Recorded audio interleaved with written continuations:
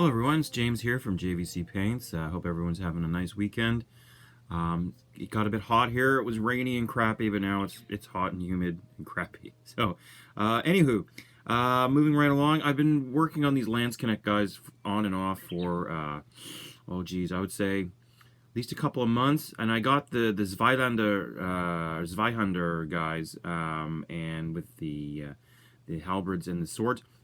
So this is one of these sort of lifetime projects in inverted quotes, which aren't they all?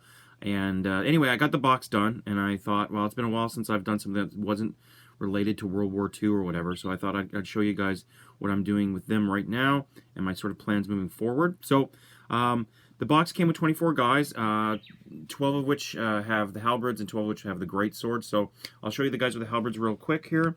Yeah, I just went for the sort of standard, 4 guys per base, and with the colors and things like that, you're allowed to use a lot of color with these guys, so that's what's really appealing, especially if you're doing all the drab World War II kind of stuff. But yeah, these guys, they painted up okay. The halberd guys here, the one thing, they had metal arms. The halberd, the arm with the halberd is metal, and that sometimes is a bit of a pain in the ass.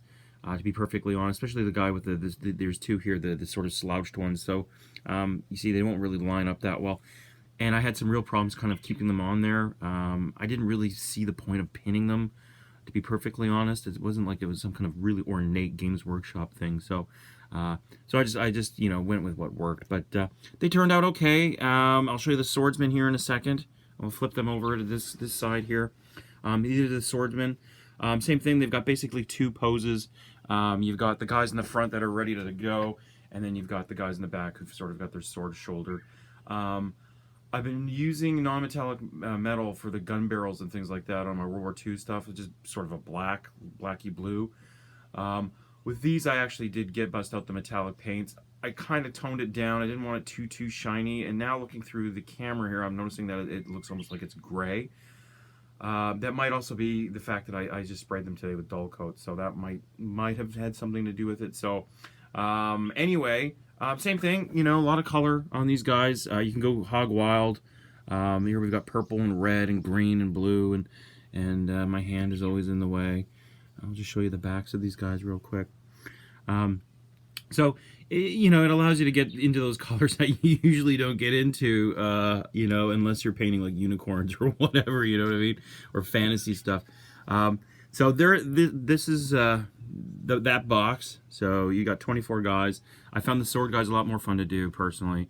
But I'm probably going to get another box, just sort of round it out into a regiment and a regiment here, and then I'll get some command. I do have a command pack, but I have nothing solid right now. And then I have these guys. I'll put these guys out in the front. This is Emperor Maximilian, the blister pack. I'll kind of move in a little bit closer so you can see them a little bit better. We've got young Maximilian here on your left, and we've got the old Maximilian on your right. This one here is based on the painting by Paul Rubens, not of P.B. Herman fame, but the Renaissance painter fame. So I basically found the painting and copied it sort of verbatim as best I could, with the gold and things like that and the heraldry on his tunic. Yeah, I kind of fudged it a little bit here and there, and you get to fudge it a little bit because of the way that the figure is sculpted. But, hey, I mean, he looks good. I like him, and I'm pretty proud with him. I did an okay job. I could maybe touch that up in the back, but for what it's worth, I think I did okay. Next time we have the old Maximilian. In this one, there was really no painting except for his face, so you could just sort of go with whatever you wanted, and I just kind of kept it simple.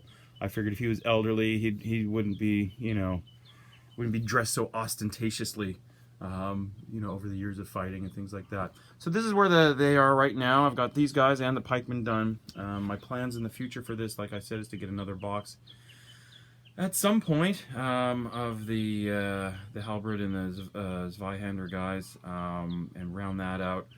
And probably another pikeman unit as well. I do like a lot of the character models that they're out there for Warlord games, but for me, living where I do, free shipping is a real big concern for me. So I have been checking out Wargames Foundry, and they've got the sort of the late Middle Ages, early Renaissance knights, and which are reminiscent of the ones that you would get for the old Empire for fantasy battles when it wasn't Age of Sigmar.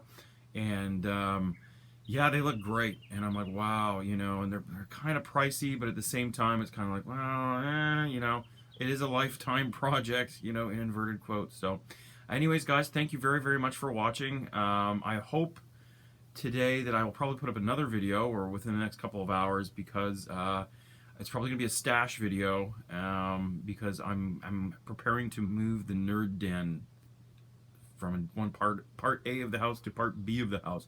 So I'm gonna be getting all this stuff out anyway, so I figured I would, you know, shame myself publicly in front of my peers and say, hey, look at how much crap I'm sitting on top of. So anyways, you guys have a good one. Keep those brushes moving, and we'll talk to you later. Take care. Bye bye.